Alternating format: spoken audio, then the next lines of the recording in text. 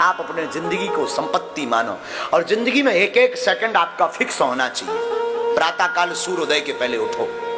आज की कथा हम बता रहे हैं ना, अगर जिंदगी बढ़िया जीना है तो सुनो और इसे बार बार सुनना। जिंदगी में आप सूर्योदय के पहले उठो।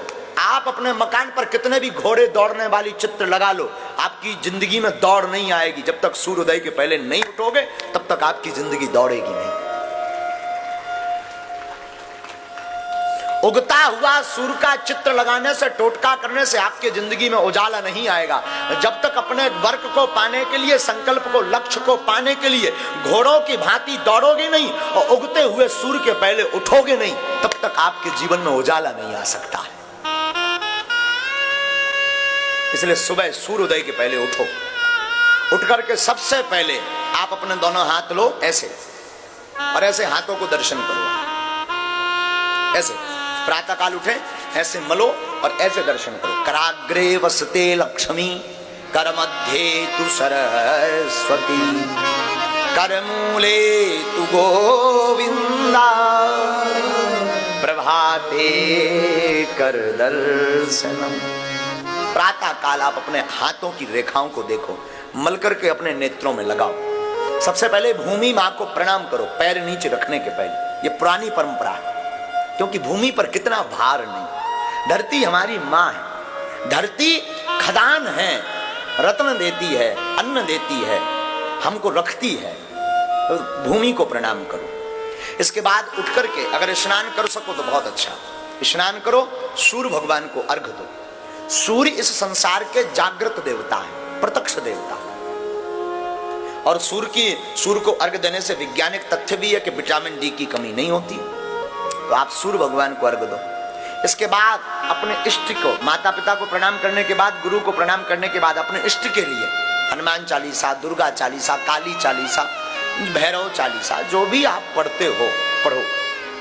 गुरु माला मंत्र ले रखा तो माला लो और मंत्र जाप करो। आपके बज गए 8 बजे कुछ भगवान को प्रसाद लगाओ और फिर खुद कुछ पाओ, योग व्यायाम आदि करके कुछ पाओ, टहलो।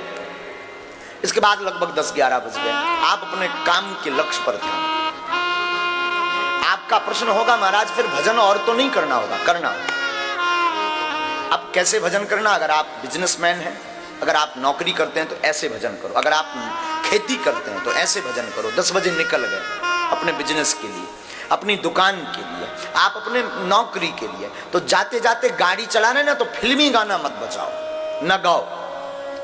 हम अक्सर देखते हैं फलाना बदनाम हुआ ठिकाने के लिए नक कटा, ये मत लगाओ। उसकी जगह गाड़ी उठाओ, भजन लगाओ। राम नाम जो गुरु मंत्र है वो मन ही मन जप करना प्रारंभ करो। चलते फिरते, उठते बैठते, श्वास को व्यर्थ मत गवाओ। कोई काम कर रहे, माताएं घर पे रहती हैं, रोटी बना रही, रोटी बनाओ। एक रोटी बनाई, सीताराम। तवे पर रखो, सीताराम। चूल्हे में लगाओ, सीताराम। बर्तन में रखो, सीताराम। 4 बार सीताराम का जाप भी हो गया और एक रोटी तैयार भी हो गई। फिर वो रोटी खाना नहीं, फिर वो रोटी प्रसाद बन जाएगी और प्रसाद जो भी पाएगा प्रभु को पा जाएगा।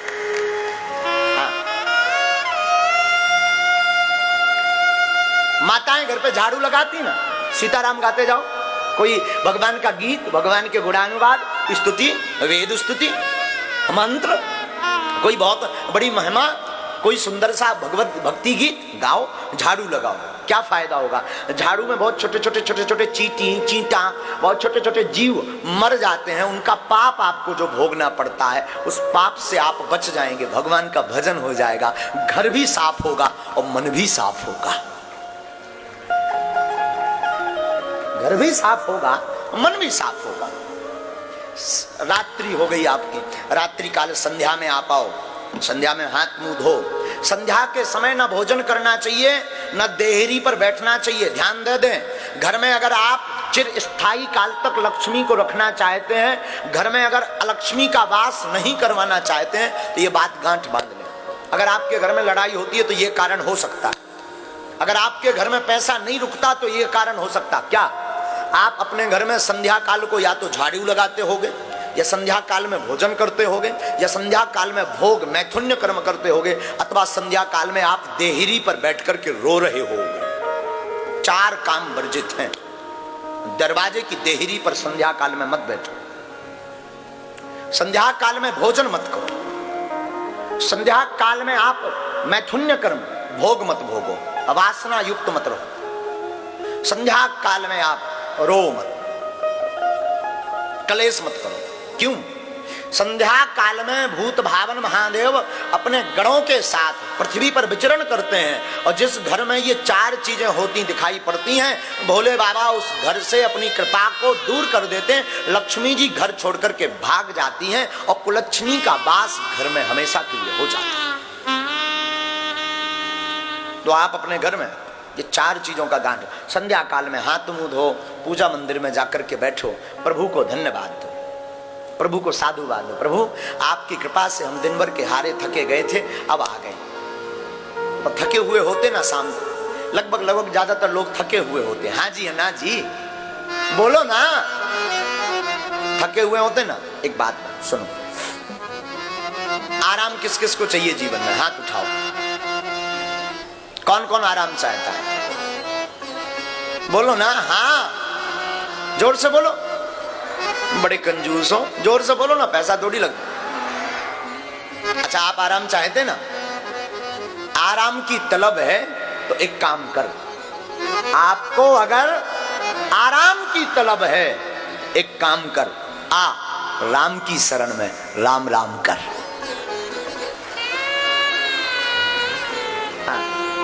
आराम की तलब है तो एक काम कर, क्या कर? आ राम की शरण में और तू राम राम कर। शाम के समय प्रभु को ऐसे धन्यवाद दो, आपकी रात सुंदर होगी। और रात भोग के लिए नहीं है, रात में जहां भोगी भोग भोगता है, वहां योगी योग करके ईश्वर को प्राप्त करता है। हाँ, रात को हरि शरणम, भगवान की कथा सुनो, सत्संग सुनो, कोई कथा सुनो।